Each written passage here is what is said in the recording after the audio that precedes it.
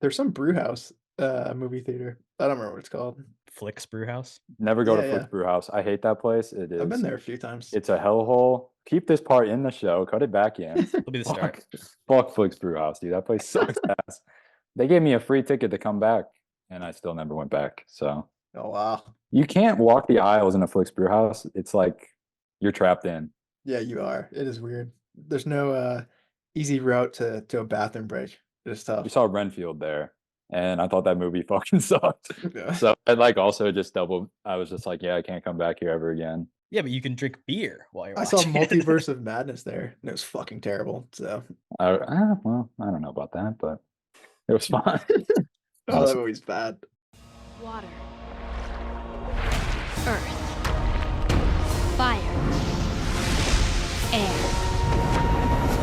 Long ago, the four nations lived together in harmony. Then, everything changed when the Fire Nation attacked. Only the Avatar, master of all four elements, could stop them. But when the world needed him most, he vanished. 100 years passed and my brother and I discovered the new Avatar, an airbender named Aang. And although his airbending skills are great, he has a lot to learn before he's ready to save anyone. But I believe Aang can save the world. Welcome to First Friday 5. It's the first Friday of the month. We're watching 5 episodes of a TV show and judging it based solely on those 5 episodes. Today's show is the original Avatar: The Last Airbender cartoon. As always, I'm your host, Korbin's vocal. And I'm your co-host, Cody Webb. And today, the 5 episodes we're discussing are Season 1, Episode 1, The Boy in the Iceberg. Season 1, Episode 11, The Great Divide, which is the lowest rated. Season 2, Episode 6, The Blind Bandit, which was picked by our guest. We'll introduce him shortly. Season 2, Episode 20 or 18 or 19. There's some numbering issues here. The Crossroads of Destiny, which is the finale of the season, which is the highest rated.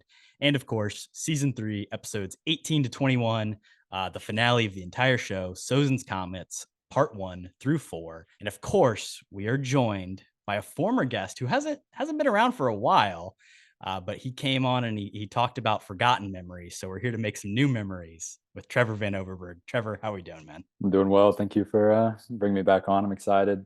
Last time I was on, I watched like 5 movies in my life. Now I consider myself a cinephile. So, an up and coming cinephile. You've gone on a facial hair journey, a movie journey. A lot has changed. I don't even think did we do video the last. I don't even know if you were around for that. So That's probably when you guys started. You said we need this face on the TikTok. been a while. So that's fair. We gotta get the views up. That's why you're back now.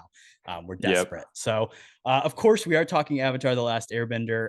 Typically we let the guests choose. I didn't really let that happen. I kind of just said we're talking Avatar, and then I threw it out to Trev of, hey, want to come on, and he said yes. So I'll start here, Trev. What's your relationship with Avatar, man? Not that deep. I think I watched it during like the lockdown, Mm, and then I've never watched it since, probably. But I liked it. It's a good show. But absolutely. this was probably my second journey through. Hell yeah. And Cody, similarly, also watched it for the first time in shortly after the lockdown, right when it hit Netflix in 2020. Yeah, facts. So I didn't watch a show at all growing up, which I feel like I missed out a little bit. I was a PBS Kids kind of guy, not much of a Nickelodeon in the household, which is sad. But yeah, Corbin and Trev's brother Connor, who's also an avid guest of the show, they kind of were hyping me up to kind of watch it. We said you had to. We were Yeah. basically like, you got to watch it. And you Yeah, were I did. I enjoyed going through it with you guys. I think we watched most of like the first season together, which is fun. But I enjoy the show a lot, so I think it's gonna be a great episode, and yeah, should be a good time just talking about it. now, I didn't really know if Trev had a relationship, but the thing I did know about Trev is that he was going to be tuning in to the new live action version that has just aired on Netflix in the last week. Because, like I said, Trev, you've gone on a journey. You're staying up to date with what's releasing. You got a little mad when we talked about The Curse Without You last month. I knew you would be at least somewhat interested in the world of Avatar around this time. Yeah, I'm a content king. I just fucking Good way to consume. describe it. It's I think I was telling someone this like a couple weeks ago where I was like, I get to the end of the year and I do a little look back and I don't know how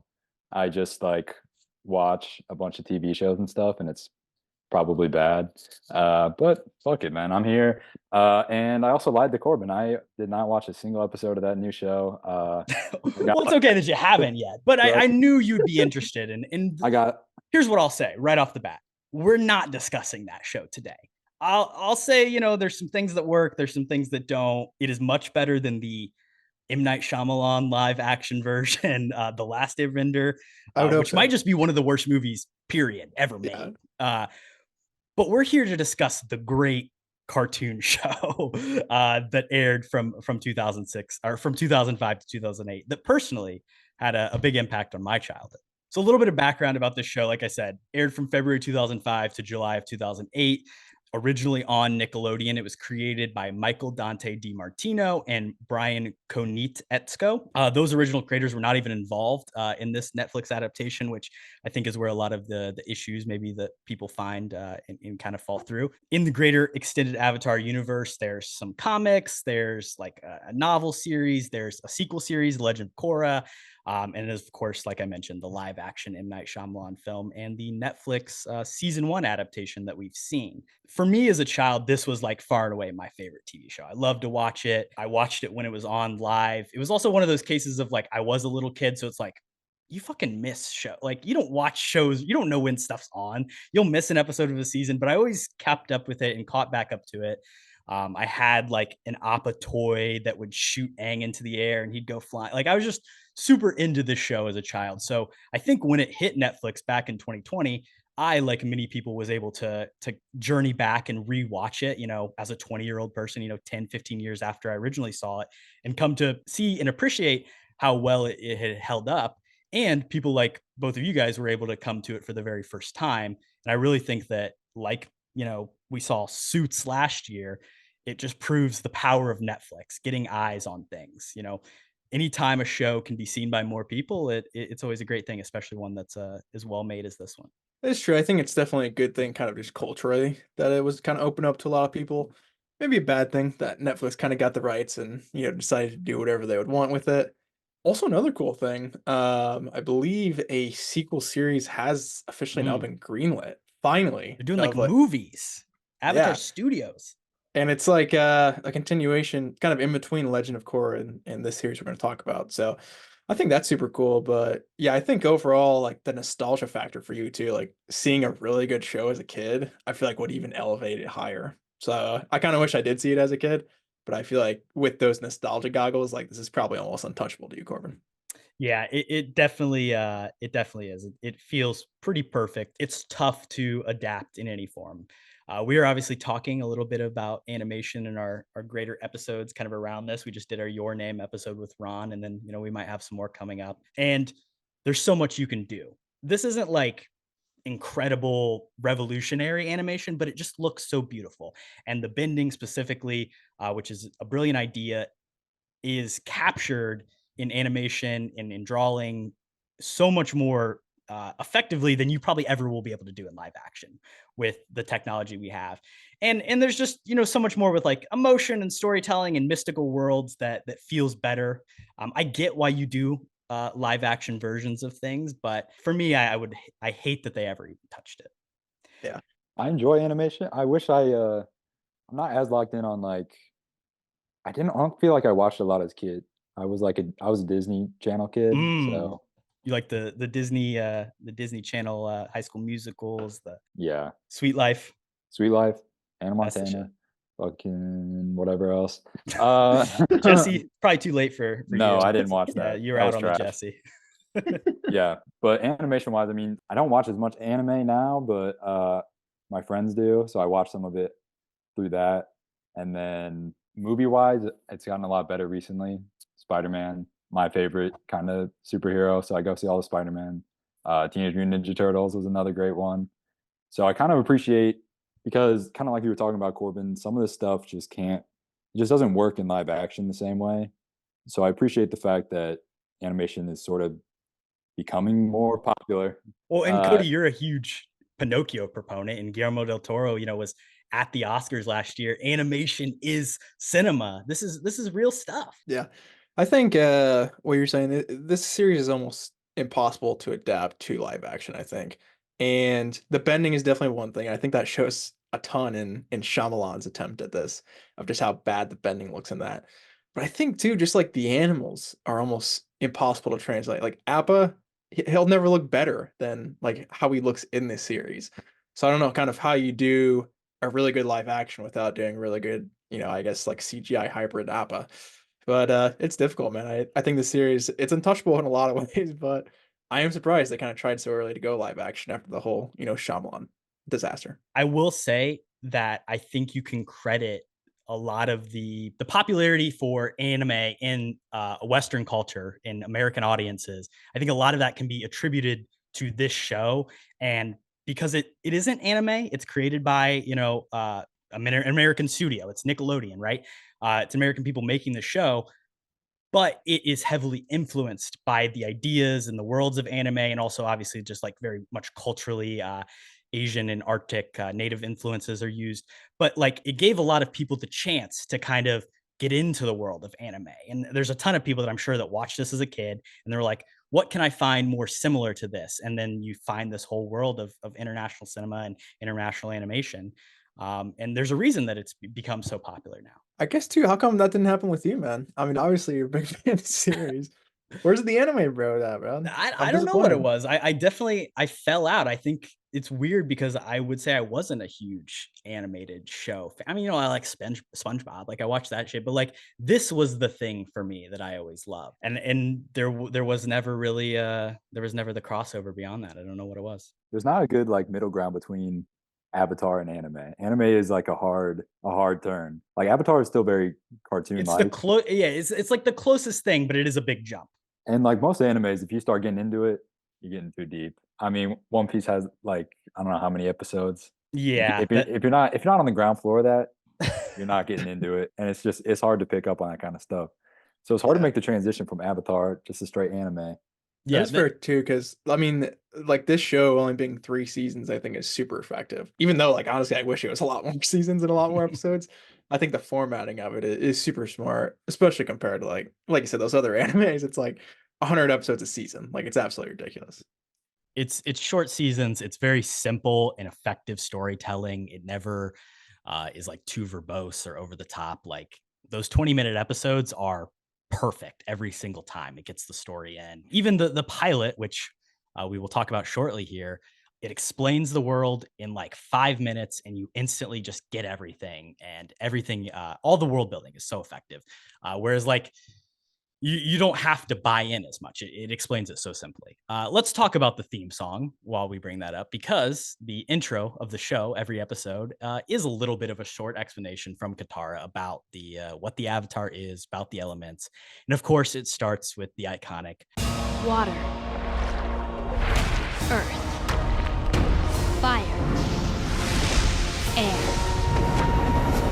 Long ago, the four nations lived together in harmony. I think that's such an iconic opening. We're obviously ranking these title sequences against each other. For me, this is going to be right at the top, but that might just be the Avatar rose-colored glasses. Cody, what's your thoughts on the Avatar intro? I think it's good. Like you said, the direct opening from guitar I think is cool. After that, it's kind of just like a bigger exposition dump, I think, which I mean it's fine. The music is also really, really good, I think, too. So I mean, just combining that really cool intro and then the music at the end, I think is good. But kind of in the middle, it definitely loses me a little bit. But then So the drop at the end, I believe Aang can save the world. Dun dun dun. Pan out. It's good stuff, Cody. it's epic. It's good music, and I respect it. I think it's more like middle tier-ish for me. So it'll be interesting to see where we put this. It's a cool intro, and it's like a good.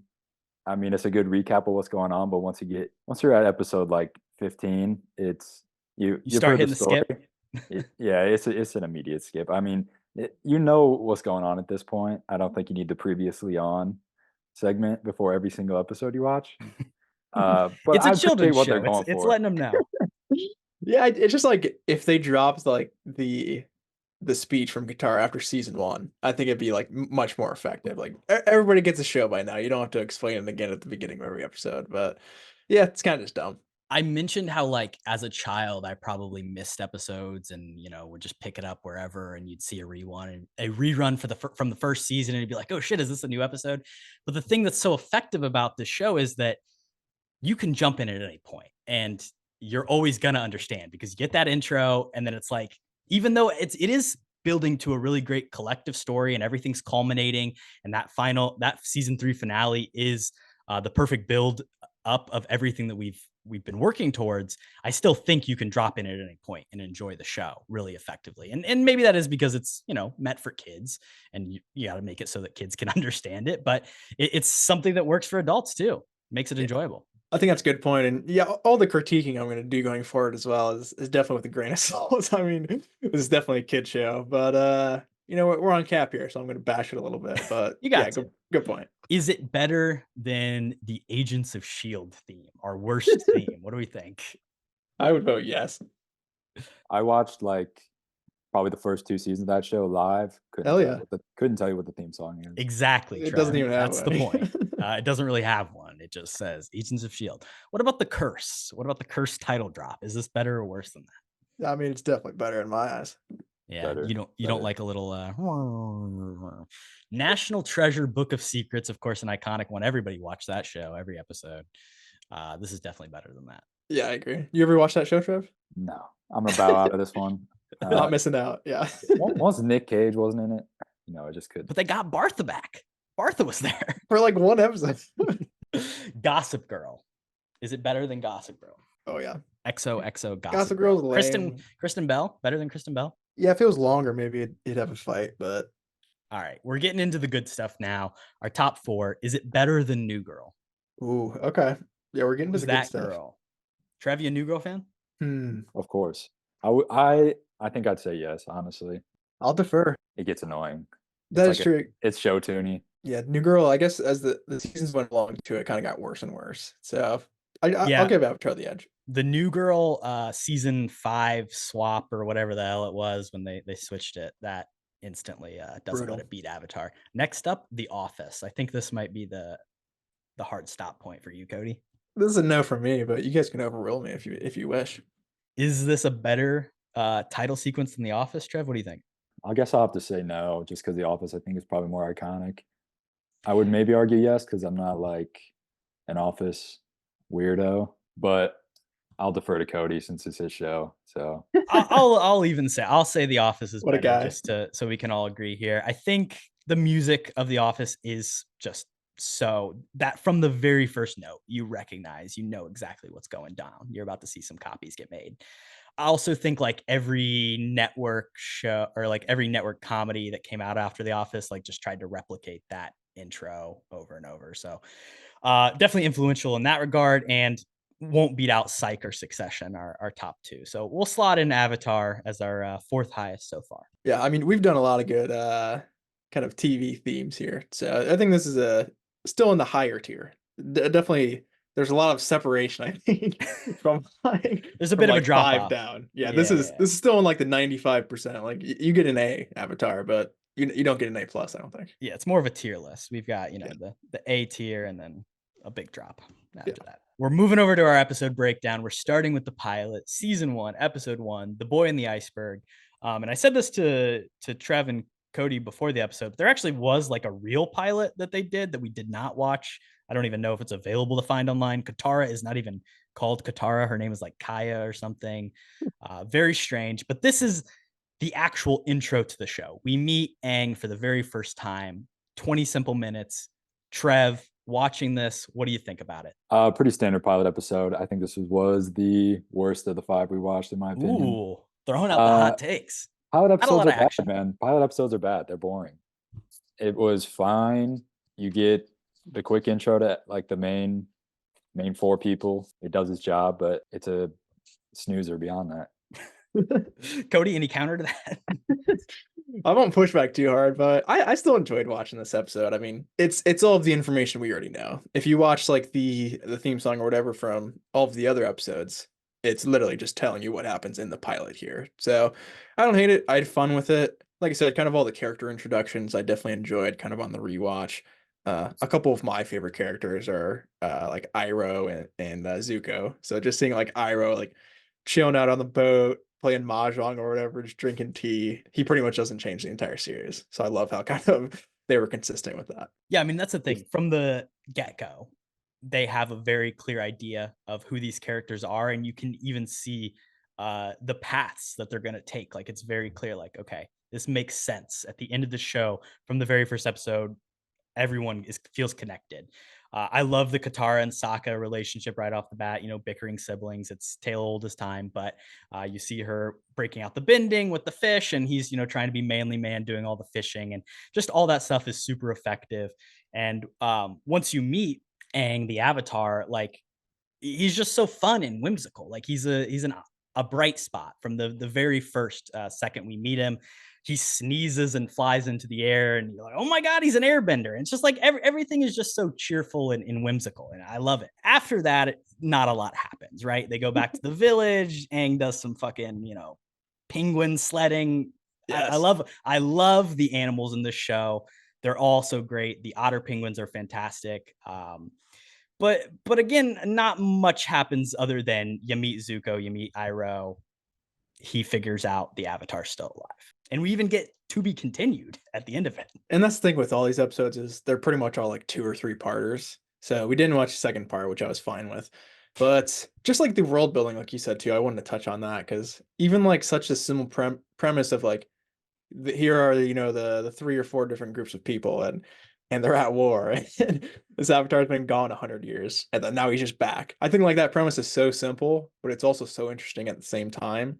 And even though like it's kid characters, they still are like multi-dimensional, and you can relate to them, which again with animation like this, I feel like that's not something you see that common. So I thought just like the character introductions and the world building was pretty on point. You also get an extended cut of the intro there, director's cut, extra long. Oh yeah, I don't remember what they said, but you get the full story. You learn all about the war and even more Avatar bending shit. Yeah, it is very clear though, like everything right off the bat. The thing I don't like about this episode is the like ship booby trap plot that alerts. I just think all that stuff is dumb when they're sneaking around in the ship. You just need a way for Zuko to be alerted to get to them, and you know, it's whatever. Yeah, it's also pretty convenient that like Zuko is just around these parts at this Right? current time. Why is he Yeah. just chilling down by the South Pole? Yeah. that's Pretty what I was strange. thinking. He is banished, but it's like, why? The fuck world's would you go big. why the fuck would you go to the South Pole, dude? And I don't totally get why like Aang shoots out and just does like a Marvel sky beam up into the air.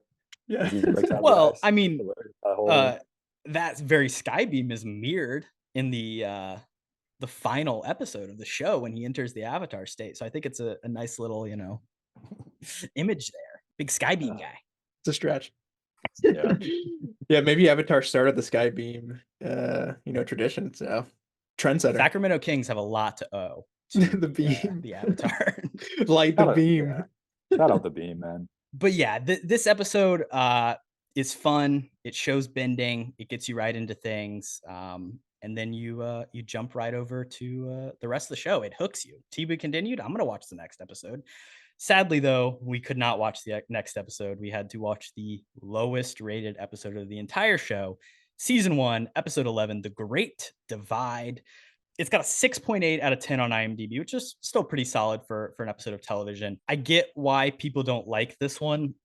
The thing that happens in this episode is the very singular, quest-based, episodic, what happens here doesn't really have any effect on anything moving forward type of episode.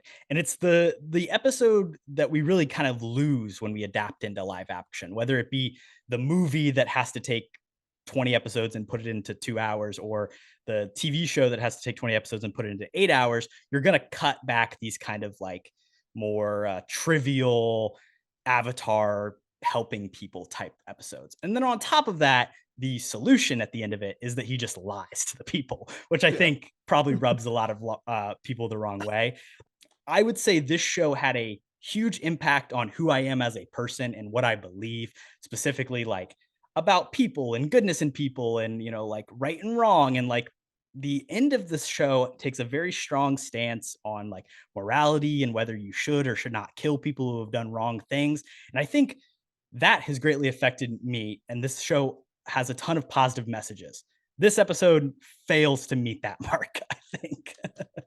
Kody, I'll throw it over to you. Really let you down. That is really funny. But I think off your point, I think maybe this is one of the lower rated episodes too. It's just because maybe it's one of the more like kiddie episodes. Mm. One of the reasons I love this show is just because it takes on such serious themes, even though it is kind of in a kid's platform, which is cool. But yeah, like you said, I mean, it's sort of like the old age story of just like two groups who hate each other, kind of like the Hatfield and the McCoys. But in this chance, it's the Ganjin versus the Zhangs. I was gonna say I don't even think I know what their names are. But it's really a like a commentary on class system too, because Yeah, you yeah. got the The rich. yeah, the Zhangs are like super rich with their beards and their robes and stuff, and then you got the Ganjin who are kind of like the cavemen and are just like really Yeah, wearing grunting and pelts, stuff. you know. Yeah. They got a woman for a leader. Crazy. Yeah, so that's a fun commentary, and then along with that, they're like traveling through. It's basically like the Grand Canyon they have to go through. But the thing that I actually do like about this episode a lot is like the weird like canyon crawlers that are kind of moving around. I thought kind of just those creatures. They always have like the half and half animal creatures in this world that I really like. So I thought those were the standout. But yeah, overall, I mean it's a straightforward episode. Like you said, it doesn't have really anything to do with the rest of the series, which I think is definitely bringing it down a peg. I still didn't hate it. I kind of enjoyed it still. Trev, what do you think about the Great Divide? You obviously said the first episode was the worst, so this is better. Yeah, man. I'm pushing back, dude. I like this episode. You're pro was- Great Divide? This is a classic story for kids, man. Just everyone, you hate each other, but in reality, we're all the same. And I think it was just it's a classic filler episode. And it's not that bad. And I think No. it gives a good look of like Aang's leading both these people because they respect the Avatar. I think that's like a cool intro to that concept. I like that the big reveal at the end, and the main thing you learn at the end of this is sometimes you have to just fucking lie and make shit up, dude. He It's comes not up a on great lie. It's kind of a fucking it's the terrible dumbest lie. But you know what? I believed it. I didn't know he was lying until he said he was lying. I thought he knew these. I mean, he is motherfuckers. 100 years What? old. He's an old fuck. Like we met. The good thing is like you meet Boomy. Obviously, we don't get that in this, but like you meet Boomy shortly before this, so you're like, okay, yeah, maybe he did know these people, and nope, he just made some shit up. I will say the game he makes up his ass. I mean, he steps out of bounds and you go in the penalty box for like 8 minutes or whatever. Hey, Panda referee though, kind of lit. Yeah, but I respect Aang thinking on his feet. I respect him lying. He brings the people together. I mean, these people hated each other to their core. They were like, the one people said, these motherfuckers hate us so much, we're going to bring food because they're going to think we brought food. And then the other people said, they probably brought food because they're dumb pieces of shit, so we're bringing food. He read these people to a T. He just lied to their face, and he fixed everything.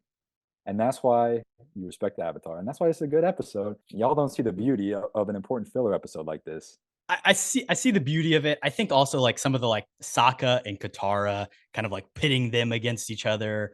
It's just like it's so obvious. Doesn't work. But Aang, he is a true sage. He's a wise young lad. Yeah. He doesn't eat any of the food. He doesn't give in. He sees true. that custard pie. He just wanted the damn custard. I do like it when he loses his shit on the people. That's good stuff. I think it's a strong Aang episode. I think maybe the reason I don't like it too is I thought for some reason it was the secret tunnel episode, and then it kind of just disappointed me when that never came. So I think that was another part of it for me too. Season 2, sadly, to get to the secret tunnel. Spoiler alert, guys. Secret Tunnel, live action season 1. Yikes. Ooh, I gotta watch it now. This also does get into the thing where it's like all these canyon crawlers attack them at the end, and then Aang's just like, you know what, fuck it, I'm just gonna beat them all up, and like saves it. Like they just get out of it so easily. It does have to wrap up at the end very quickly. It's the 20-minute nature, the episodic. We got to get things moving. Yeah. Why do they have so many bags to throw over these guys' mouths? I was gonna say that. Right. Like not Where do only they get does 'em from? Aang kick their ass, but they like all wrangle the canyon crawler. Like they all become canyon crawler wranglers somehow. I don't know. That's what the Avatar does to you. You get I an don't think Avatar's those presence. rich fucks could wrangle a canyon crawler personally, but that's just me. The episode does start with this poor, nice old man getting his ass kicked, breaking his leg. He breaks both of his arms. And then An earthbender gets his shit swatted. And then everyone else is just riding these things, putting bags over their mouths like it's nothing. Yeah, I It's love how easy, man. he's like limping around. He can't even walk the rest of the episode because both his arms are just done. I can't bend without my arms. And then he quits his job. He's like, I'm never fucking doing this shit again. Can't blame him. Definitely the moral of the story is do not take food into the Grand Canyon or you will die. And lying is good. That too. Our next episode, the pick that Trevor VanOverberghe made The Blind Bandit. Why'd you choose this episode? I was scrolling through the list of episodes and I was trying to remember which ones were good. And I realized that I couldn't remember. So I Googled best Avatar episodes and I clicked on the first link and then I picked from there. But also just because Toph is like the fourth main member of Team Avatar here, I felt like it was necessary for us to get the origin story there. Yeah, I mean, it's so crazy that it is not until the 6th episode of the second season that my favorite character is introduced into the show. And, probably one of the strongest benders in the entire show. Just such an iconic, cool, like idea to take someone who is blind that can use their earth bending to kind of see. And she's so integral to the Avatar gang, like you said. So I loved that you picked this episode because the more Toph we can get, the better. You can just tell Korbin's a Toph guy, dude. I don't know why. I'm a Toph guy until the Legend of Korra, when she basically invents policing, and then I'm like, whoa, let's calm down. Toph became a cop. I don't know about all that. Blind cops. It makes sense. I think this is a great pick for an episode 2, if I'm being honest. Just because obviously great character introduction, like you guys mentioned already. And then you have this really fun, like almost WWE style, like earthbending going on. And there's just this blind little girl just beating up all of these really like macho wrestlers, which I thought was really, really fun. And also with Toph, just like her relationship with her parents is pretty interesting. Like everything kind of about this episode, I was kind of compelled by, just because her parents just think like she's this, helpless blind little girl, and she's one of the biggest badasses in the entire world. So I really like that duality as well. It has big ramifications because Toph's getting like hunted for the rest of the season, and that'll come back up later. So it's pretty huge. I want to talk about that WWE stuff. The Boulder, incredible stuff. I think we can also use this as a chance to talk about The Rock. Have we heard the Rebecca Ferguson news, guys? Do we know about this? I am aware. It wasn't The Rock. It wasn't The Rock. I thought it was Hugh Grant. But I wanted to talk about this. So yeah, Rebecca Ferguson said that she co-star of hers, who was number 1 on a call sheet in the past couple of years, was basically just an absolute dick, went off on her, treated her like shit. Then she said, I don't want to work with this person anymore. And basically the producers, the studio said, well, they're the number 1 name. You're going to work with them no matter what. The internet began to speculate, and I don't know what it was, but The Rock was enemy number 1 for 12 hours until he put out a statement where he was like, oh yeah, like I really hate, I love Rebecca Ferguson. I hate that happened. And everyone was like, man, this is really the like sucks that happened, but it was probably me type statement. But Rebecca Ferguson followed him on Instagram. So we've put that to bed. Who do we think it is? What were the options? It's not Hugh Jackman. I mean, Hugh Jackman's a class act. Jake Gyllenhaal. Yeah. He's an option. Michael Fassbender. Tom Cruise. She specifically said it wasn't Tom Hugh Cruise. Grant. I'm pretty sure it's Hugh Grant from Florence Foster Jenkins. I actually delved into this last night. I did a bunch of research because I saw it for the first time. I was like, she hasn't been in that many movies. Like, it shouldn't be that hard to figure out. She's been in like 2 with Tom Cruise, 3 with Hugh Jackman, 1 with Johnny Depp too. It could be him, I guess. That terrible Transcendence movie. I think maybe she's in, but I don't know. There's a lot of discourse on Twitter, but it is funny because then it'll be like everyone will identify one person and then they'll be like, but wait, look at this interview of them on Jimmy Fallon together where they switch shoes. It can't be them. They love each other. And then it's on to the next. And I don't know. I saw Jake Gyllenhaal. I could see that. Life, bad movie, not good. It's a bad movie. I think it's Fassbender, man. That dude's a psycho, I think. I really want to believe it's not, but it probably is. He probably heard he was in like that Fincher film and he was all psyched up and then he got the script and it was dog shit. Facts. I couldn't agree more, Joe. No comment. Could be Ewan McGregor. That was the one that don't be a goddamn idiot, Korbin. It's not fucking Ewan McGregor. Ooh, this New York Post article says, what if it's Emily Blunt? There's an idea. Ooh, she was just trying to cover it up, gender swap. Emily Blunt does kind of seem like a dick too, if I'm being honest. I think I'm on like an anti John Krasinski, Emily Blunt. I was just about to say the John Krasinski. I'm out on. Big downfall. Big if fans here. All right, yeah. Let's go. I'm not excited. Avatar theme song is above The Office. We just bumped it. Bump it up. I watched the movie Aloha too. Talk about John Krasinski crimes. That's at the top of the fucking list. Oh my god. That new movie is gonna be ass. I don't care if Steve Carell's voicing a big purple fucking grimace looking imaginary son of a gun. friend, I guess is what he is. A big purple It's gonna be imaginary friend. ass, Just a It's- grimace ripoff. and I never will watch The Quiet Place. Oh, well, I okay. like the first one. Quiet Place is good. Killian Murphy. What the fuck are we doing here? We were talking shit. Well, you know, I draw the line somewhere. Just about something. So Scott Breck, Brian Woods, decent. This episode is very solid, and I'm glad you picked it. The best thing is the use of the blind vision, Toph's blind vision. I love the visualization of that. It's another thing that, like, how do you do that in live action in a way that doesn't just look corny or dumb? You can't. You can really only. Yes, I know Daredevil like the exists. Daredevil Shut TV up. show. Yeah, it's it's stupid. pretty fucking good. Fucking, I hate that. Animation's amazing. Earthbending is sick. She's sick. Metal bending's even cooler. I feel like very often shows, I mean, Avatar is an example. People they just got to train, and then they get in fights and they get beat up and they lose. I like when people fucking beat the shit out of like one person beats the shit out of a bunch of people really easily. It's like the first John Wick where he just kills everybody. It's simple. He's good at what he does, and I want to see him just be good at what he does. So Toph beating the crap out of everybody, I enjoy when sometimes the character is just overpowered. I agree. It's kind of like the perfect addition to the core trio already too, because I mean, obviously you have the air element, you got the water element in there, you got whatever Sokka's doing, and you kind of just needed that one other strong element, Earth, to come in and propel the group forward. So I think it's almost a perfect pairing with kind of where they're already at with the series as well. And something that Avatar is not short on at all is like strong female characters, and ones that like don't feel there for like virtue signaling, or like we gotta like put a female like prop them up, and like they just have people like Toph and Katara and Azula, like these just powerful women that are prominent and fleshed out and there throughout. And Toph's just another great example of that we get in adding to the main Avatar team. So I love that. Great name too. We should do name rankings. Do you think Toph's near the top? I think Aang is pretty low on that, honestly. Yeah, Katara, Sokka's a great one. Sokka's got to be. I mean, number one, I think. The jokes are endless. Sokka what? What? Sokka who? No, I'm not gonna say it. Season 2, episode 20, The Crossroads of Destiny, the highest rated episode, 9.6. I think it also might be like episode 19 or episode 18. Doesn't really matter. This is where we get our introduction to Azula in these 5 episodes.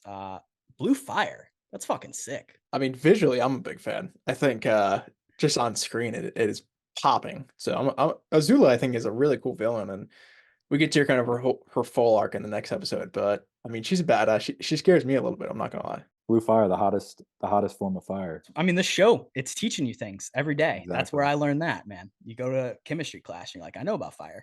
You burn copper, you get green fire too. This episode. This dude was watching Toph highlights, burning copper. Hey, man. This man had a childhood, dude. Shooting Aang up in the air from his. If it's an element, I know about it, whether it's periodic or one of the 4 from Avatar. This is deep into the Dai Li conspiracy world that has been building for this entire season 2. Ba Sing Se is very prevalent. We're getting a military coup happening in this episode. Talking about adult themes, this one's really delving deep into it. I think it's a very successful season finale. I love it as a finale, even better than the finale of the first episode. The best interaction, I think, in the entire episode is the Zuko and Katara stuff. Obviously, this whole season is kind of, we're starting to get glimpses of a redemption arc for Zuko potentially. But to me, this is like the first moment where you're like, man, I could really see this guy maybe actually coming over to Team Avatar and making a difference. Katara is able to kind of see the light in him. And because of that, we as an audience are able to see that same light as well. I agree completely. I think one of my favorite things about this episode is Zuko's kind of transformation. Him and Iroh at the beginning are running like this new tea shop in whatever city. What's the Ba Sing Se? city? Ba Sing Se, whatever. Yeah, they're running this tea shop in Ba Sing Se. I kind of just really love that like specific placement for those 2 characters, because Zuko seems like so happy in this like little world that they've created, which is fun. And we've never seen that. Yeah, but of course that's all going to get blown to hell pretty much right away. One tiny thing with Iroh too, him like breathing fire. It's just so badass. Why do they call him the Dragon of the West? Yeah, I love that guy. But going back to what you were talking about, I mean, the interaction between Zuko and Katara, I think, is really powerful. Like I said, you really do see kind of the shades of like this guy coming to the light side in a sense. I think like Zuko, he's my favorite character from the entire series, if I'm being completely honest. And I think specifically in this episode, he really brings in like those Luke Skywalker vibes of like he's kind of being pulled both ways. Like obviously at the end, he ends up going back to the dark side, which is disappointing. But I really like that kind of character sitting in the middle of like being good and being bad because I mean it kind of makes sense both ways. Like he does want to, join his sister and regain his honor, but at the same time, he knows like his dad's a dick and like these people are definitely in the right. So I really love kind of the deeper themes of kind of going back and forth there. Yeah, I mean, Zuko is heavily disillusioned at this point in the story. And he's easily influenced, whether it be by Katara in that moment or Azula kind of right back, come on, brother, get her, that kind of shit. So I love those early seedlings, though, of what we're going to see in season 3. The Avatar state stuff. I'll throw that over to you, Trev. What do you think about all like the mysticism, let go of earthly attachments? It's very Star Wars prequels, bad stuff's going to happen if you fall in love. Well, does that work for you in the world of Avatar? Yeah, sorry, I'm trying to gather myself after Cody says Zuko's his favorite character. Bro, like the worst character in the show, but he sucks, dude. He's kind of a bitch. Male but manipulator. The Avatar state is cool, but that is like, so both the Zuko being super annoying at the end of this episode, and then also how the Avatar state kind of doesn't it's severed. Don't see through to the end of this episode is kind of a bummer. But I do like the animation of the Avatar state where he's like sees himself as just like a ginormous statue. Yeah. It's that is some of the best animation, I think, in the show. Even though we didn't watch every single episode, I'm just kind of blindly saying that, calling my shot there. I'm gonna guess maybe it's right, but it does look cool. But it kind of sucks that he just has to like give up liking people. No attachments, man. You gotta become one with the Avatar state. I do agree. It is a bit of like you see him into the Avatar state, you're like, I'm so ready for Aang to kick some fucking ass, and then lightning to the back. Not good at all. But it is very much like in a traditional 3-act story structure. You're at the end of the second act. It's like the dark night of this, like it's the lowest moment, right? Like you kind of have to see that fall to get the third act rise. So it works narratively. It definitely does suck that it ends that way, though. I mean, I already brought up Star Wars. I mean, this is the Empire Strikes Back of Avatar, for being honest. I really love that too. The final lines of this season: the Earth Kingdom has fallen. Yeah, real dark, grim stuff. I mean, they lost. They straight up lost. So I think it puts everybody in a really cool spot going into the third season. And like I said, Azula, that lightning strike is badass. Everything visually with that too, of him just getting stuck with the lightning, I think is cool. They're fighting in like, I don't really understand. They're just like in some catacomb with a bunch of crystals, and there's water, of course, because you got to have access to water for water bending. But like, it's a cool location. It may not make sense, but it's a cool final set piece. Yeah. Speaking of not making sense too, of course you got to have some magic water at the end, to bring Aang back to life. I always hate it's magic moon water. Magical substance that'll bring somebody back to life. I just can't stand it. Magical substance, it can bring someone back to life. She almost wasted healing this dude's burn scar. Yeah. He just meets this homie for 5 minutes, gets seduced apparently. She's gonna use her magic water. Zuko has insane game, dude. If she does that, then I think he comes to the light side immediately. I think when Azula shows up and is like, "Hey, brother, let's team up," he's like, "Hell no, this chick just healed my fucking face." Like, how do you say no to her after that? My favorite character, Iroh, the best character. Iroh's my favorite character too. You fucking said Zuko 5 minutes ago. No, off the top, roll it again. I said off the top. Play the tape. A couple of my favorite characters are like Iroh and Zuko. I think like Zuko, he's my favorite character from the entire series, if I'm being completely honest. Yeah. He betrays Iroh, the best person in the show. He doesn't give a shit if his face is healed. He's probably just going out swinging it with May again now. I mean, considering how bad of a haircut he had for a season and a half, I don't think he's that vain. The haircuts in this show are off the rails. Yeah, it as bad. I think what I meant to say was Iroh is my favorite. I think Zuko is probably the best character just from start to finish. I back that. But he's the anyways, best arc. I agree. 100%. His arc is the most interesting from start to finish. Iroh doesn't really like change, but he is like, we learn the most about him and you fall in love with him because he's great. He's goofy, he's heartfelt, he's a father figure. He's a good guy at the end of the day, which helps. This is a great episode overall, I think. It doesn't surprise me. It's kind of one of the highest rated. Just like the conclusion to a season and such. It's pretty dark for a kid show too. I think it's almost immaculate in its storytelling. Just imagine little 7-year-old me. I had to wait, a year to catch season 3. Who knows what's gonna happen? Were you crying at the end of this episode, or? Oh, dude, absolutely. Had to be some tears. I felt like I was struck by lightning.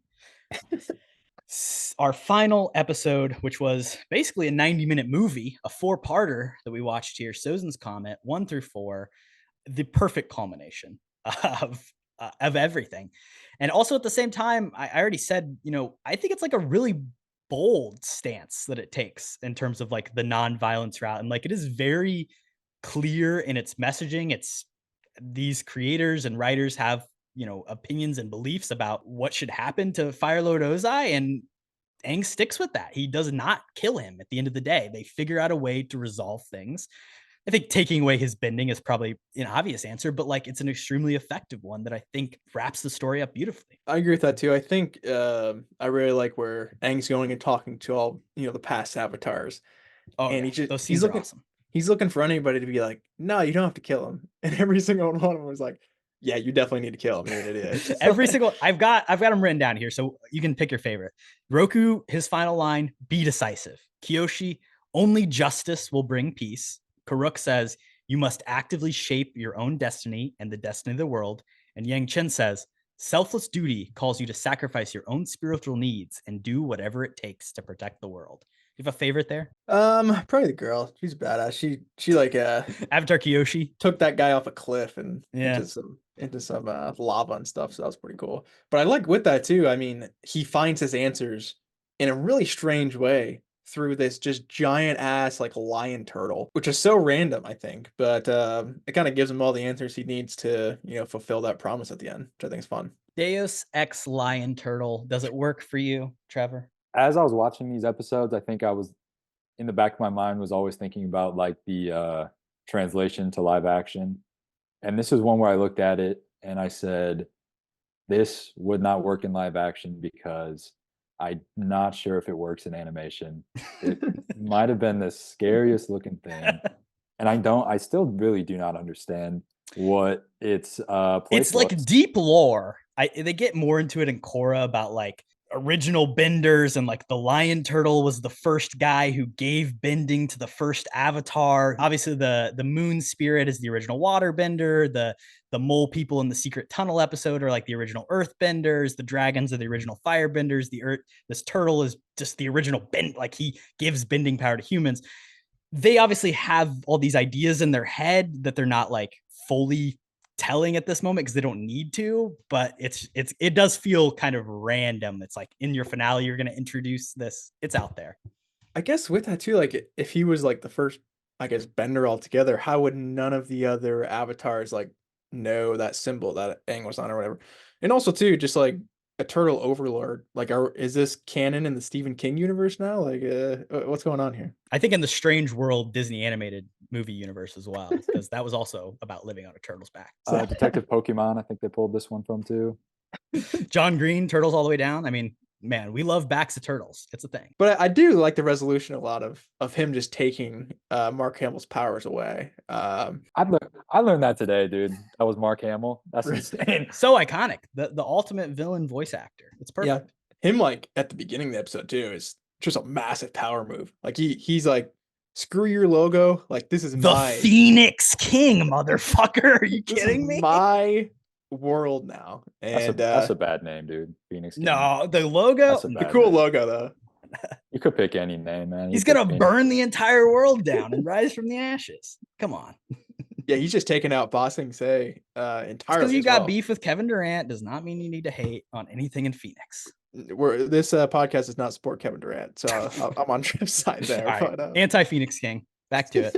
I love a couple just like there's so many callbacks in this episode too. We already mentioned the old Earthbender guy coming back. I love him. Iroh, he's like bringing together this Illuminati group almost of all of like my favorite, bending teachers. It's so funny because we obviously learned a little bit about the White Lotus in this season, but like the entire show, the very first step, like we're seeing White Lotus kind of imagery and symbolism. It's the seeds are planted for all of this stuff in the finale, right from the beginning. Yeah. I thought all that stuff was amazing. And then even visually, like the last couple battles are just amazing from an animation standpoint. Of course, you have the aerial battle with Sokka and Katara. Oh, not Katara. The thing is, Katara, I think, is kind of wasted in this episode, which I'll get into. But that aerial battle is awesome. And then obviously just the 1v1 showdown between Aang, eventually going, full mode on Mark Hamill, I think is pretty amazing visually. Katara has by far the worst moment of this entire episode. She's just chilling in the middle of a fight and almost leads to the true death of Zuko. I don't know what you're doing there. She's standing in a strange spot, like behind Zuko, slightly to the right, so that Azula can get a good angle on her in case she needs to. It's strange. And then Zuko has to do the Quicksilver from Age of Ultron and make sure she doesn't get zapped. Yeah, I think she is completely wasted. I think if you just keep her in the aerial battle with Sokka and Toph and that crew, I think that's a lot more interesting. I think she's have a ton more to do there, just jumping around on balloons than just being bait for getting killed basically.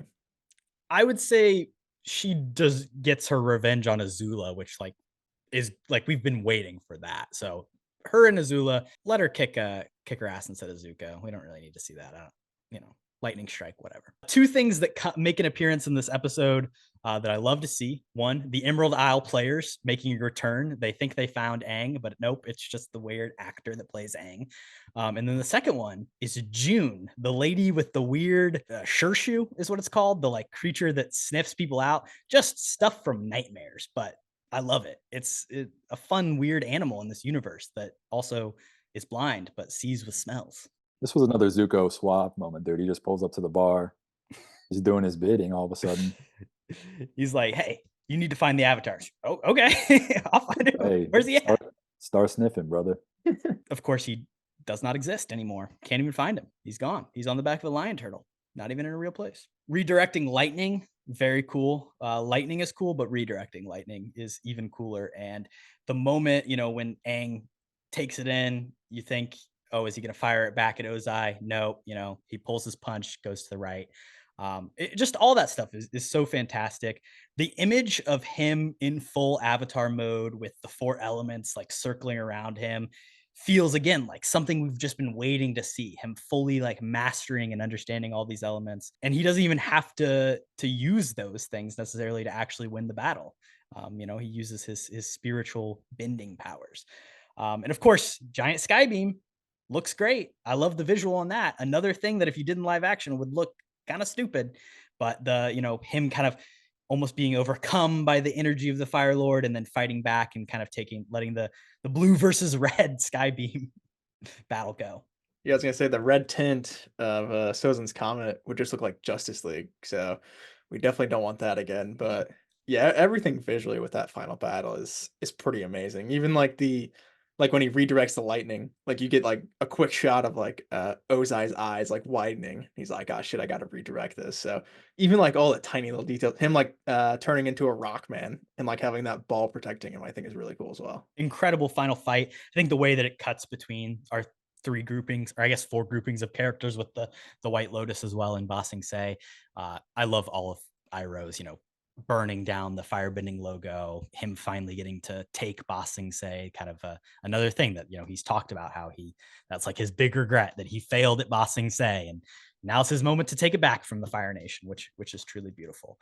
Once the battle ends, things wrap up pretty quickly. I think there's 4 minutes after that, and it's just bang, bang, bang.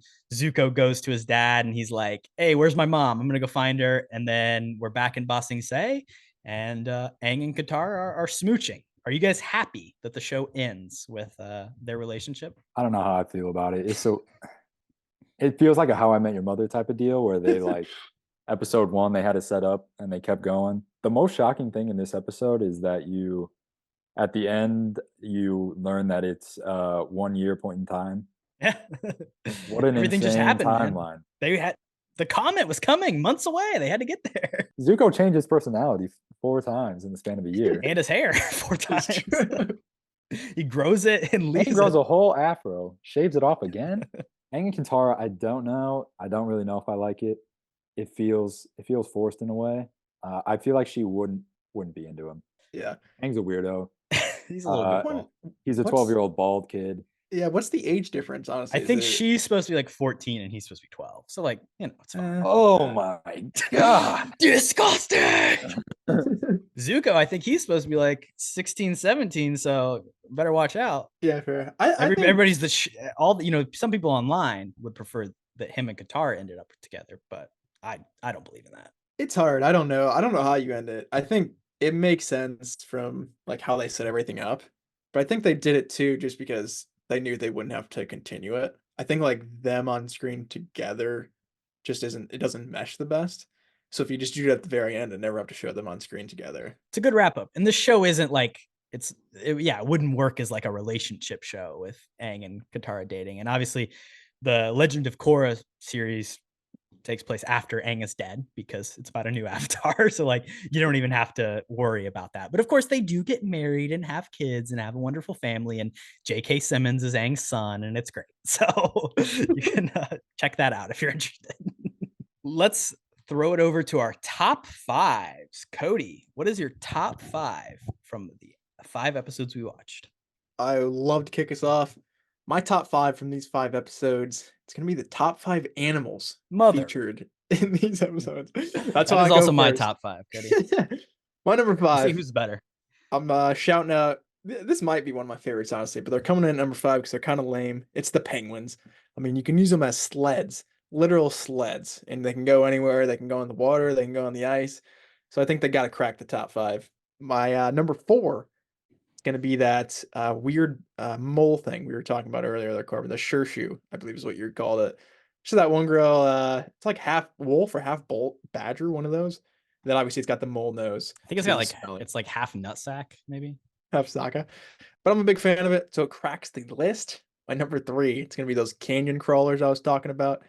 Pretty much like half spiders, half crocs. Got the croc alligator faces, one of those two. So I really like those all together. And I like that you can kind of domesticate them and ride them as well. It's definitely a big positive. My number 2, I did slot the lion turtle in here. I think just his overall, importance to the story in the finale definitely moved him up some spots. Every time he talked, though, definitely bumped him down a spot. So not the best overall. My number 1, it's the boy. It's Appa. I mean, how can you not put the flying bison at 1? He's even got the same, tats as the protagonist here. So Appa's the boy. Got to put him on top. The honorable mention is Momo. I don't think Momo is that great. Nobody's really talked about him in this entire episode. He's kind of just there. So he gets an honorable mention. Well, Kody, our lists are basically the same, but there are some slight differences. I'm going to throw in at number 5, shocking, Bosco the bear. Ooh. We haven't talked about the Earth King, a real sucks, clown. though. He He's sucks. terrible. He's probably one of the worst characters. What the fuck is wrong with you? Earth King But is sick. he does have his boy Bosco, which is like the only animal in the entire show that is just a normal animal. He's just got a bear. Of course, he wears a hat and is cool, but he's a normal bear. So he's number 5. Number 4 was the otter penguin. In fact, I would ride one. I'd do it. Oh yeah, Give it a shot. no doubt. Number 3, the Shershu. I back that, Kody. It is a mix between a giant anteater, a wolf, and a star-nosed mole. So there you go. Anteater, I missed that. Fair enough. Yeah, long tongue. Number 2, also the lion turtle, and number 1, of course, Appa. I do plan within the next 365 days, I'll say it here, to have an Appa tattoo placed on my body. So shout out, love Appa, love flying giant bison. Will you get the arrow tattoo on your head? No, thank you. You're selling out. No, there's no conversation to even be had about that, Kody. We need to make some sort of fucking funny competition through the podcast, and then if you lose, you have to get the arrow tattoos. We'll figure it out. Yeah. Yeah, we'll get back to that. Trev, what's your top 5? I did the just top 5 random moments that go hard. Nice. Number Love that. 5 from the Great Divide. I honestly had nothing really went hard in this episode. None of it. I What about would when he broke his arms? I thought you liked that episode. I like the episode, but nothing like super cool happened. I was Got it. gonna slot in just the different animation styles they did. I do like I that. like that part of the episode. It's a- But other than that, It's a good thing we nothing. didn't mention. Each time the story is told, they slightly switch up, and it is really unique. I love that. 4 in the pilot episode, Aang in the Avatar state within the iceberg is always kind of just it's a go hard visual. Oh yeah. You know, Except you that's don't like like a- beams, unless it's beaming. no, no, it's not when he's beaming. It's when his Corbin's future tattoos glowing. Right. Looks cool, man. That's a iPhone wallpaper, I'm sure, for some kids out there. Full Avatar state. Facts, Avatar yeah. state does go hard. I agree with that. Badass. 3, I had Toph in the Blind Bandit episode. Period. Not when she's beating everybody up, but in her first fight with the boulder, when she just senses like where he's about to step, just does like a slight, like trips him up. That shit went hard, dude. Into the splits. Yeah, that hurt. Exactly. I like when people are overpowered. I like when they can just take people out subtly. It's fun. It's an enjoyable watch. 2, we talked about it earlier, but the Iroh fire breath, Dragon of the West, baby. that shit is cool. Number 1 from the Sozin's Comet episode, Toph, Iron Man suit. She takes a door down, metal bends it around herself, makes a full Iron Man suit, beats the shit out of like 6 guys. You can't tell me that shit did not go hard. And I mean, even Sokka's like, did I ever tell you that metal bending is fucking sick? Because it is. Yeah, no. Toph, the best character, Cody. Ultimate badass. She's up there. I back it enough. Until she becomes a cop. Pitch time. What do you want to see? There's obviously been a lot of different things, like I said at the top of the episode, done in the world of Avatar. Trev, what would you want to see a continuation of? Mine was pretty simple to come up with. As I touched on earlier, Iroh's my favorite character, but I think he's kind of a complicated character. As Korbin discussed earlier, he's the sympathetic, kind of heartfelt character in the show. But I would be interested in seeing an Iroh prequel series, because what we often forget is that Iroh is a general within the Fire Nation, and from what we can tell, I'm pretty sure he's basically one of the best firebenders of all time, which tells me that his promotions aren't like nepo hires from his brother. So I'm going to assume that at some point Iroh committed like mass murder and genocide. He did a couple genocides, I'd say. So I think it would be interesting to see the how he gets from point A to the point B we see here in the show. More interesting than Zuko's turn. I don't think Zuko committed airbender genocide the way Iroh probably did. So I think, yeah, I don't know how that prequel series would go, but Netflix will probably make it soon. Yeah, I mean, it's bound to happen. I actually agree with you a lot here, Trev, because Iroh is the character that you want to see the most from, but how do you balance that act? I think the way you could go about it is if you make it like about the White Lotus and like him kind of getting involved with the Order of the White Lotus, and maybe kind of, because we see there's the whole storyline that's obviously not hit in these 5 episodes where they hunt down and kill all the dragons, and the whole thing was that Iroh was supposed to have killed the last dragon, but we learn that he let them live. So like that could be like a cool, like maybe at the end of his heavy, general days where he's a really bad guy, and then we get into like the hunting of the dragons, he meets them, maybe they kind of cause a change in him, and then we see like the White Lotus form. I don't know, something like that, or just a general Order of the White Lotus prequel. Like, how does that shit come to be? Illuminati in the Avatar world, I'm into that. Cody, what's your pitch? Mine is actually pretty similar to Trev's in a couple ways. And first off, I mean, if this news didn't come out recently, like they were doing a sequel, I definitely want to pitch that. I think that's the thing I want to see most. I haven't seen Legend of Korra, but I think like their lives after this 3rd season is pretty interesting to me. So I'd pitch that first. But secondly, I definitely want a prequel as well. Mine was kind of a bit more focused on just like the Fire Nation as a whole, but it definitely would have Iroh in it. But basically, you backtrack 100 years. Obviously, we know kind of the Fire Nation is fucking shit up at this point, and they're kind of going after everybody.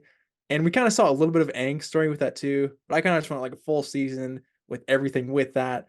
And then like mid-season, like Aang disappears. And then after that, it's just kind of annihilation of everybody. kind of similar. Like this might be a dark show, but I kind of just want to see like the world domination where we got to this point with the Fire Nation. I think it'll be really cool. Right. Like what's the hook of the good, right? Like, because we know everybody loses. Like you can obviously do a Rogue One thing, I guess, but like it's just tough, how do you set it up to where at the end of this, like the Fire Nation just takes over and Aang's gone? It's unfortunate. Yeah, but you see the kind of like all of the war crimes and stuff they did. I think who doesn't want to see all the war crimes? I mean, I don't really want to see it, but I feel like it'd be interesting to see kind of where they came from 100 years ago. Because we don't get that much clarification, if I'm being honest. But yeah, I think something set in the past would be more interesting to me than like a post Avatar world future. I mean, I definitely disagree. I don't know. It becomes, I don't know. They go like weird and modern, like the Industrial Revolution kind of happens in the Legend of Korra, and it's a weird world that exists. Yeah, we can go in between there though. We don't have to worry about it. Right? We don't have to worry about police. We don't. The obvious is Team Avatar grown up, which they're doing. Yeah.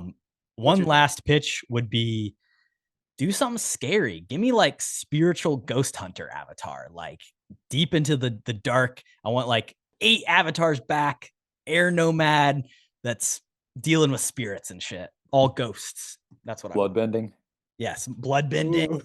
All the dark, like creepy stuff, I like that. The faceless bitch, whatever her name is. Yeah, that was brought up in the finale. Yeah, the face stealer. That would be a really scary. Yeah, she stole from Kuruk's girl. Yeah. I mean, that's also another thing that I can confidently say does not work in live action. I mean, that almost gave me nightmares, honestly. That shit is scary. I was gonna do top 5 moments that should have told you can't make this live action, but then Korbin shot it down almost immediately when he said he didn't want to talk about the show. So I pivoted. But I have a backup. I got a backup if we want to segue, man. Respect. I say we hear it. All right, fuck it, dude. I'm taking. Let's hear this fucking top 5. I want to hear it. I'm excited. So top 5 moments that tell you you can't translate it to live action. Let's see.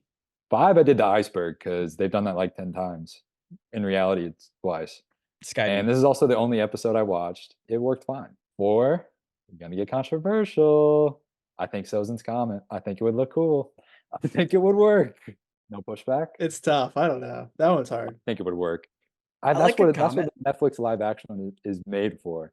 That's at the start of the whatever this show is.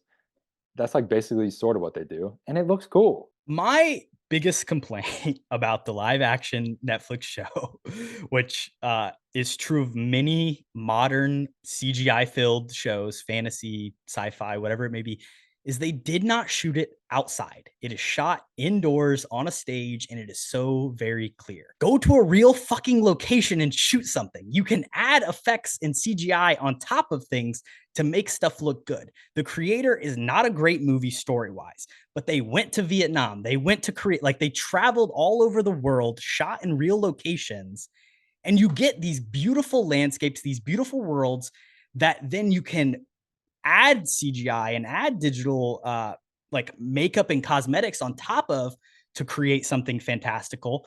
But it just looks and feels so much better. Every shot of this show, it's like there's no depth. There's a digital world being built behind them. And I don't want to see a fucking Comet in digital CG either, Trev.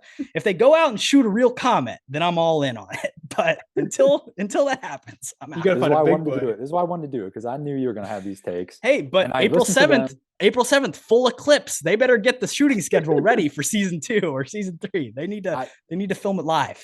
I don't understand. I get the argument that it looks bad, but these places don't exist. They can't just the air temple doesn't. The North Pole doesn't exist. The North Pole doesn't. Like, you're gonna go to the North Pole to film though? There's no Greenland. Go to fucking Greenland. It doesn't. I don't think it works. It has to be. I get too much CGI. I get people not liking the one thing that works about M. Night's movie is that it's shot like in real places. I don't know why you're defending this film, bro. You're digging yourself a hole you can't get out of defending that movie. But I wouldn't say I'll throw. Give me your number 3. 3 is three's Toph and her blind. We see it sort of in Daredevil, so I guess it would work, but it's hard. 2 is final fight in the season 3 or season 2 finale, because this is a reason I think the show doesn't work, and I think people like Korbin get mad, is because when you watch the cartoon, you can kind of separate a little bit the ages of these characters and who you're watching. But once you turn it to live action and you realize you're watching a 12-year-old and you have a true casting of a 12-year-old playing Aang, it doesn't translate and you guys think it's trash. But it's no one's fault. It's just the fact that you like a show about a 12-year-old, but you don't. I don't think like an about the fact actual that he's 12-year-old. Like, I don't. Yeah, you're right. I agree. I 100% agree. I And don't. so I wanna see don't some think 12-year-old. this episode will work because Azula is like what 13 or something, and she's leading the army, and it would look stupid of a 13-year-old leading the army. I don't think it would Yeah, work. there's a That's lot true. of Azula in the live action, which is weird because again, she's not in the first season of the show at all. Yeah. But she's heavily featured, and it doesn't really work. She's just kind of like, okay, I'm not scared by this girl at all. She's some weird 13-year-old. Yeah, it's a good point. It's kind of like the kids are making all the important decisions for this world, which in live action would definitely, not make as much sense. Yeah, I think this show is different from like a Harry Potter, where Harry Potter centers around the kids, but there's a lot of adults. This show is like just the kids. So I mean, yeah, it's like kids are save the world, and then all the adults are like, yeah, like that's what you guys are supposed to do. We're not really gonna help you that much. and so Sokka's dad is off doing whatever the fuck, like fucking off. It's like, you go save the world. I gotta do my nowhere. own thing. Yeah. So I get annoyed about people who like shit on adaptations because like you got to realize that whatever show you like the show about a 12-year-old, you're gonna watch when they turn to live action, you can't shit on this poor 12-year-old for being a 12-year-old.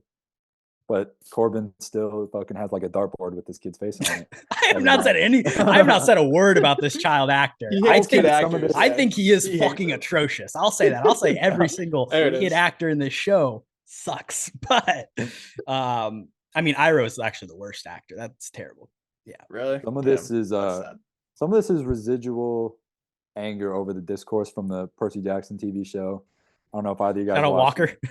I thought the show's fine, but like you have like the diehard people who love like the original and they want this like one-to-one like adaptation, and then when it's not, they get mad. And then when you have something like Avatar where it's closer to one-to-one, Corbin's fucking taking shits on the 12-year-old, and I gotta find a balance at some point. And I feel bad because like they're gonna keep making the shows, but I don't know whose fault it is that the show's bad. Maybe you just shouldn't adapt it. But we were talking earlier, it's what is the #1 show on Netflix? The Yeah. showrunners that got They're gonna. promoted to CEO of the Netflix movies or whatever. That is true. He took over Scott Skuber's job. I will say this show could have been better. The original showrunners, Brian and Mike, were involved and then left because of creative differences with Netflix. And then now they're going off and making the reason they're doing the Avatar movies or whatever is because this Netflix thing didn't really work for them. And I don't know. The show loses a lot of heart. I know, Trev, you haven't seen it, so No, I watched the first episode, so I thought look, it's not great. And in the first episode, I was going to talk about this during the theme song part. They do a one-to-one recreation of the theme song, and it's bad. But I get the original Avatar people leaving for creative differences, but I also understand why Netflix made the show the way they did. Like they tried to Game of Thrones it. yeah, 100%. Necessary because you got to pull in more people, and more people watch Game of Thrones than they watch the original Avatar. People just watched this live action show and maybe half of them had never seen it. And then now, even if a quarter of those people go and watch I think this is all good. Like if it causes more people to go back and watch the original, then that's like, I believe that's an overall positive, even if I don't love this adaptation. This is all coming from a place of I've boiled up 2023 hot takes and annoyance that I just have to keep inside and like post on my like Letterboxd account. You've been given a platform finally to speak your mind, and I want to come back for a 2023 hot takes episode. Ooh, love Get that. my hot takes off. But people just I feel like people like to criticize too much now. Everyone wants to post their shit on Letterboxd and get their criticism off. No one can just sit and enjoy shit anymore. Like fucking the Avatar show, it looked cool. Live with it. It's gonna be fine. Sometimes you need stuff that isn't that good, but it looks cool and it's kind of fun to sit through. Not everything's got to be fucking The Killer, where I have to think about it and understand what the fuck's going on. And that's why I gave The Killer like 1 star. I was shitting on that one. I love the killer slander. I'm on board. I don't think you know still why. have a #1, I think, right? What's your number? Oh, number one's the bugs. Yeah, that you can't translate the Canyon photo. crawlers. Oh, you those are tough. You can't How do do you it. how do you That ride one of those things in Sure live shoe? action? Wait till you see a sure shoe in live action, motherfucker. Well, that's what I'm saying. All the animals, like Appa, does he look good in the series? There's no way. He looks fine. Really? Look at Korbin, bro. He's so. What He- did you want him to do? He looks creepy. He's a flying bison. He's a fake character. He's scary, man. We need a season Make 3 Appa we cute can get again. the lion turtle. We need to see the lion turtle. I want to see the lion turtle. Yeah, if they do the lion turtle, I'll binge it all in a couple weeks. Also, to go back to the Sozin's Comet episode, that one, it's going to look cool because you're going to get Daniel. What is it? Daniel Day Kim? Is he the Fire Lord? He's not also not good as Look, the Fire hey Lord. man, he's gonna be fucking shirtless. He's gonna be looking. Oh, I mean, hot. he looks This is good. gonna I'll be say like, that. This is gonna be like probably this episode will be 5 years down the line. So the Aang kid, they'll fucking probably pump him full of TRT and shit. He'll be like the Stranger He'll be Things jacked. kids. He'll be He'll be 35. jacked. It's gonna be a cool looking episode. Hey, I'm excited to see it in 10 years, maybe, when that finally happens. More or less, should you watch more or less than these 5 episodes? Trev, you saw the show once, you rewatched 5. What do you think? I probably would speak for all of us when we say more. It's a good show. I should have said less when I said that. Korbin will fucking lose his mind. In the fucking call right here. Yeah. No, thank you. I appreciate you being honest and not just trying to troll me here in the episode, Trev. Yeah, watch more than these 5 episodes. I mean, we watched more than 5, to be entirely fair, just by the nature of the weirdness of the show. Short, bite-sized, 20-minute episodes. If you've got a Netflix account, if you got a Paramount Plus account, it's easily available. Would definitely recommend it over the live action version. Cody, what do you think? More or less? I got Netflix and a Paramount, so double trouble. But I would say a lot more. Yeah, I think if you only watch these 5 episodes, I mean, what are you doing really? Even after the pilot, I was like, damn, I kind of really want to watch the second episode, but I'd hold back. So I'd recommend as many more as you'd want. Beautiful, Cody. And I would watch a million more episodes with you. Today has been a fun one. Trev, thank you once again for returning. Hot takes episode coming soon. Maybe not 2023 because we're past into March, but maybe just a generic hot take episode. I know you're a big hat guy fan on TikTok. So dude, shout out the hat guy. I'm fucking coming back on the hat guy. I like those guys' takes. I don't even know what the actual name of their fucking podcast is, but shout out to them. Trev's a big fan. Those guys rock. Thank you to all of our wonderful listeners. If you made it this far, this has been a fun one. I've been waiting a long time to talk about Avatar in this podcast, and really, it's the whole reason I think I even wanted to do First Friday 5. Was just so we could be here right now. So this has been very special. Thank you.